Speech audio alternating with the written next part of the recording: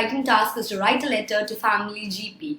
Dr. Lacrisel referring Mr. Pittman, who was admitted to Nurse Lead Outpatient Clinic in the Newtown Hospital with deep laceration on lower left arm as a result of an accidental injury with handsaw while cutting wood, requesting to do a full cardiac assessment and management of Mr. Pittman's hypertension. Here, you are a nurse in Nurse Lead Outpatient Clinic in the Newtown Hospital where Mr. Pittman was admitted, and we are writing a referral letter to family GP asking him to do a full cardiac assessment and management of Mr. Pittman's hypertension. Let us look into the case note first. This is a simple and very straightforward case note. The name and age of the patient is important and should be mentioned in the reference part of the letter.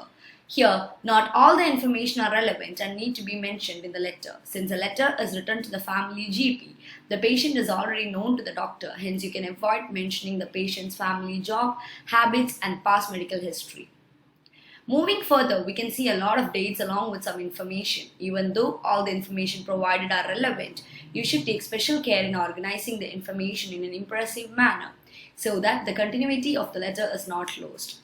Since there are a lot of numerical given, you can use them while framing the letter, but it will be much appreciated if you don't overuse them while framing the letter. The assessment and plan mentioned in the case note are relevant and should be emphasized in the letter. Taking all these points, we have to prepare a letter in an organized manner. Now, let us see how we can write a letter with the help of a sample letter written by a candidate from UK. The date written is correct, but the format is wrong. Here, you must write 14 July, 2018. The address written is correct. In the salutation, the candidate has missed a comma after the name.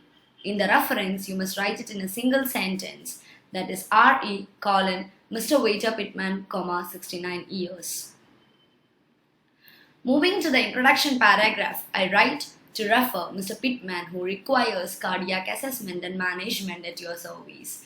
Here, you have to keep in mind that when you are writing a letter to the patient's GP, you don't have to use the word refer. Here, the candidate has not mentioned the condition of the patient, which is a very vital information. We can rewrite this introduction in a much impressive manner like, I am writing to request a full cardiac assessment and management for Mr. Pittman, who is suspected to have orthostatic hypertension.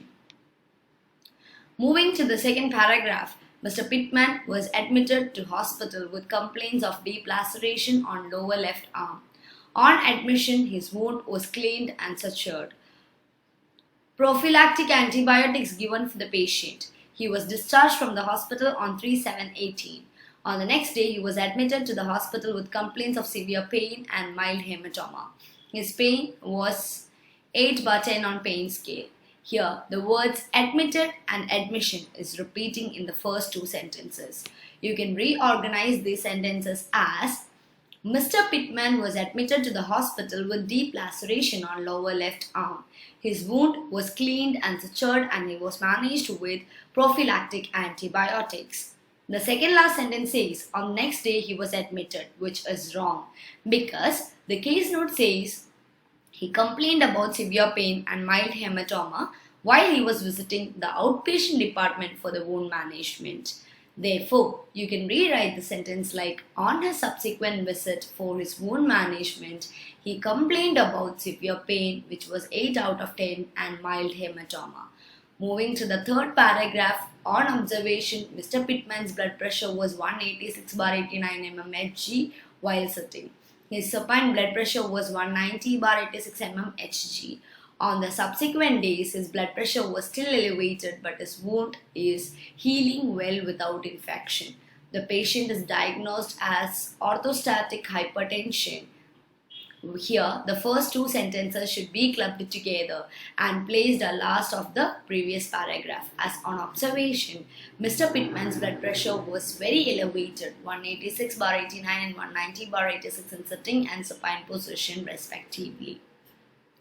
The third sentence can be restructured in such a way that on subsequent visit, his blood pressure remained elevated, but his wound is healing without infection, which is much better. The last sentence written here is wrong. because the patient is not diagnosed with orthostatic hypertension but is suspected to have orthostatic hypertension, and this information should have been placed in the introduction paragraph as already discussed. Moving to the fourth paragraph, pertaining the above information, kindly assess the patient and please provide proper management for his hypertension. Here, you can instead simply say, I humbly request your attention on this case, or please do the needful and contact me if you have any queries. Coming to the wind-up sentence, you have to mention the name of the patient along with the sentence. Then it becomes, do not hesitate to contact me for further queries regarding Mr. Pittman. In the sign-off, the candidate has missed a comma after yours sincerely. Considering all these factors, the letter will score for 180. Thank you. New method for OET learning. How are you preparing? Online or offline? For speaking and writing, you can get tutor reviews.